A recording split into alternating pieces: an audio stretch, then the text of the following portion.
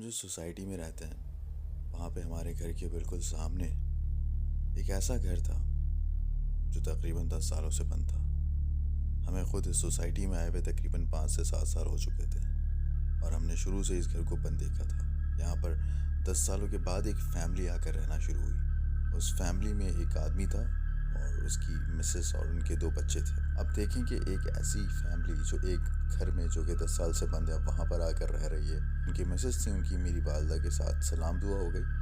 अब शिफ्ट होने के कुछ 5 से 6 दिनों के बाद उनकी मिसेस मेरी वालदा के पास आई हमारे घर और उनसे बात करने लगी। अब उनकी बात एक कमरे में हो रही है और वो गेट खुला है। मैं दूसरे कमरे में बैठ के उनकी सारी बातें सुन रहा हूँ। उनकी जो मिसेस थी उन्होंने मेरी वालदा से कहा कि आपको हमारे घर के बारे में कुछ पता है कि हमारे घर में हो क्या रहा है?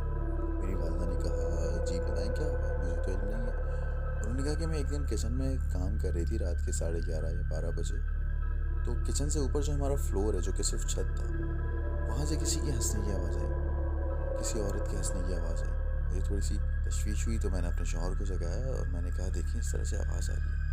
उन्होंने कहा तुम्हारा वहम होगा, हो सके आगे पीछे से कहीं से आवाज़ आ रही हो, लेकिन मैं श्योर थी कि आवाज़ ऊपर से ही आई है। इसी तरह से एक दिन मेरे हस्बैंड वॉशरूम में नहा रहे थे कि किसी ने वॉशरूम की लाइट बंद कर दी और आहिस्ता आहिस्ता वॉशरूम का दरवाज़ा नॉक करने लगा। और जो हमारी छत है वहाँ से जो सीढ़ियाँ नीचे उतर रही हैं, ऐसा लगता है कि छत के ऊपर वाले कोने से कोई नीचे सीढ़ियों पर देख रहा है मुसलसल। ऐसा लगता है कोई हमें मॉनिटर कर रहा है। ये बात हम तकरीबन 4 या 5 दिनों से नोट कर रहे हैं। कभी ऐसा लगता है कि कोई छत पर चल रहा है, लेकिन छत पर जाते तो कोई नहीं होता सिवाय सन्नाटे के।